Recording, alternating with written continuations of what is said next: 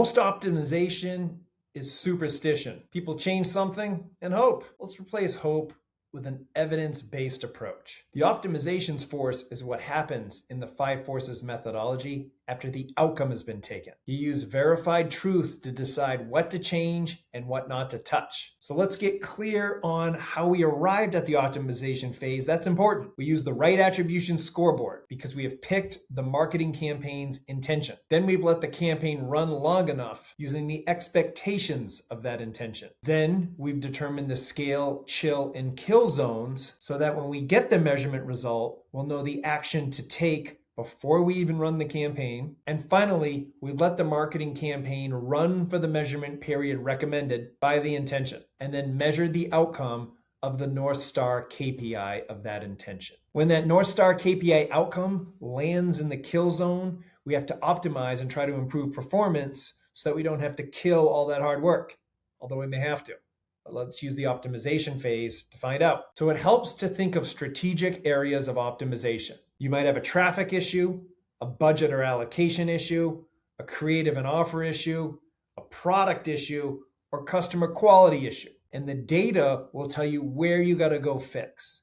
And that's what I want to talk about in this video. We can't get into every single fix. We can help you narrow the problem down. So if it's a traffic issue, it'll be that the mix of new and repeat customers shows you that you're not getting enough new customers if that's your intention. Or if it's a top of the funnel cold traffic, what's your percent of new visitors being attracted? Those would indicate you have a traffic issue because the traffic isn't aligned with your intention. You're not getting new eyeballs, or you're not getting new customers from the job you hired the campaign to do. So then you would dig in and optimize there if either of those metrics showed that there was a mismatch between the traffic and the intention alignment. Scott from Wicked Reports here. Thanks for watching the video. We'll get right back to it. I did want to let you know we have the complete guide to new customer acquisition on Meta that is available. Click the link below. Now, it could be a budget allocation issue if you've allocated a certain amount of money to a campaign that's in the kill zone and you drill down into the ad group or ad set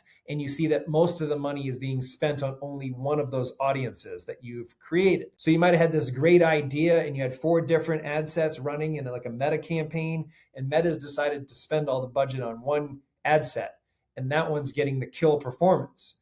Well, before you kill the whole campaign, just pause that ad set and let the other ones breathe and get some ad spend and see if that might have been a good audience to target. It just didn't get enough spend to find out. That happens a lot. Or in a Google ad group, maybe one of the ad groups isn't performing well, but another one has a group of keywords that is performing well. It's just getting starved for ad spend. This happens a lot. So you want to go dig in and see if you can spend more. For creative and offer, it's more traditional marketing metrics, click-through rate, bounce rate, conversion rate. And also, I like to segment the type of traffic converting. For an example, if you have a new customer acquisition campaign, you want to look at the conversion rate of prospects to new customers, not the blended conversion rate that will include all your past recycled demand converting much faster, because that's going to skew. You might think, hey, I'm doing great here. And if you are getting retargeted buyers and they're converting fast, but you're not getting enough new customers, or the ones you're getting aren't converting at a good rate, then that's where you got to go do the work. So I like to segment that conversion. That'll tell us we have a creative or an offer problem. When it comes to a customer quality issue, look at the benchmarked AOV, average order value, and the benchmarked short-term lifetime value. Look at that benchmark historical results against this campaign's results, because that might be that when they're coming to the page or your offer, they're selecting lower checkout items, or they're not repurchasing in enough time, and that's driving down the results. So the people you're attracting aren't enough. They just don't have enough quality for what you're trying to do. And then the final one doesn't get looked at a lot is the product focus. Sometimes people like to load up their, 1,000 SKUs and let the algorithm figure it out. Well, is your product converting better for new or repeat customers? Because you might have a great selling product that works better on the second or third purchase and doesn't work well in an initial new customer acquisition. Or the product SKU AOV is so low, like you're getting a lot of volume, but you're not getting enough value on the checkout. So you could have the actual product being offered being the problem. And those would be the metrics that would help that. So this is how I recommend using data to help you optimize. It guides your focus, and then you go do your job as a marketer, but you've used the data to help detect what you've got to fix. And notice none of those are more new creative. More new creative could happen because of the conversion rate.